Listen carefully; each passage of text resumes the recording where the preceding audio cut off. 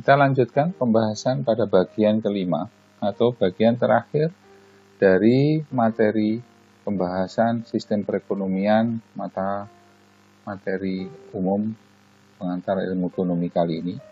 Kita akan membahas sistem ekonomi di Indonesia.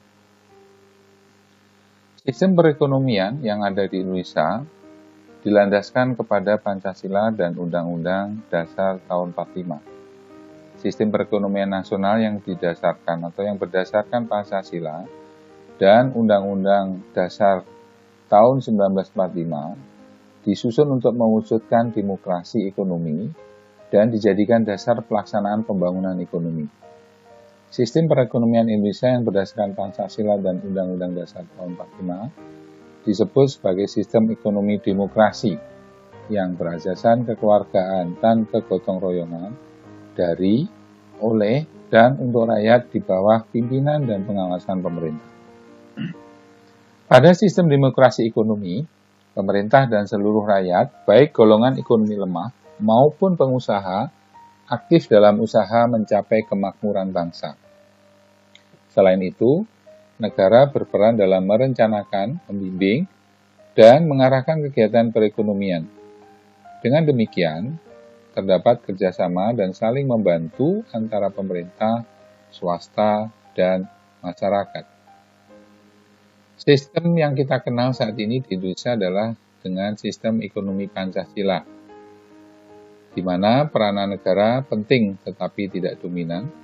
Ciri-cirinya yang kedua adalah sistem ekonomi ini tidak didominasi oleh modal dan tidak didominasi oleh buruh. Ketiga, masyarakat memegang peranan penting di dalam sistem ini. Keempat, negara menguasai bumi, air, dan kekayaan alamnya. Ciri sistem perekonomian Indonesia. Ciri-ciri positif sistem ekonomi demokrasi. 1. Perekonomian disusun sebagai usaha bersama berdasarkan atas azas kekeluargaan. 2. Cabang-cabang produksi yang penting bagi negara dan menguasai hajat hidup orang banyak dikuasai oleh negara. Bumi, air, dan kekayaan alam yang terkandung di dalamnya dikuasai negara dan dipergunakan untuk sebesar-besarnya bagi kemakmuran rakyat.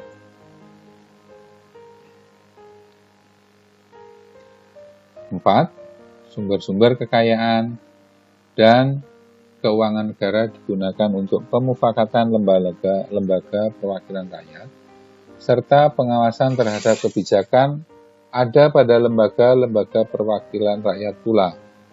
Pada GBHN atau Garis Besar Haluan Negara Bab 3 nomor 14 dinyatakan bahwa pembangunan ekonomi yang didasarkan pada demokrasi ekonomi menentukan bahwa masyarakat memegang peranan aktif dalam kegiatan pembangunan.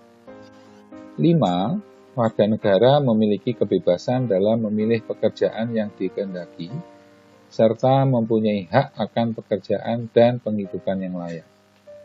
6. Hak milik perorangan diakui dan pemanfaatannya tidak boleh bertentangan dengan kepentingan masyarakat. 7. Potensi, inisiatif, dan daya kreasi setiap warga negara dikembangkan sepenuhnya dalam batas-batas yang tidak merugikan kepentingan umum. 8. Fakir miskin dan anak-anak terlantar dipelihara oleh negara. Ciri-ciri negatif dari sistem ekonomi demokrasi ini adalah bahwa sistem free fight liberalism, yaitu sistem persaingan bebas yang saling menghancurkan dan dapat menumbuhkan eksploitasi terhadap manusia dan bangsa lain, sehingga dapat menimbulkan kelemahan struktural ekonomi nasional. 2. Sistem etatisme, di mana negara beserta aparatur ekonomi negara bersifat dominan, serta mendesak dan mematikan potensi dan daya kreasi unit-unit ekonomi di luar sektor negara. 3. Persaingan tidak sehat dan pemusatan kekuatan ekonomi pada satu kelompok dalam bentuk monopoli yang merugikan masyarakat. Demikian pembahasan terakhir kita materi sistem perekonomian dalam pengantar ilmu ekonomi yang kita bahas kali ini. Kita akan lanjutkan pembahasannya pada bab-bab berikutnya. Terima kasih. Assalamualaikum warahmatullahi wabarakatuh.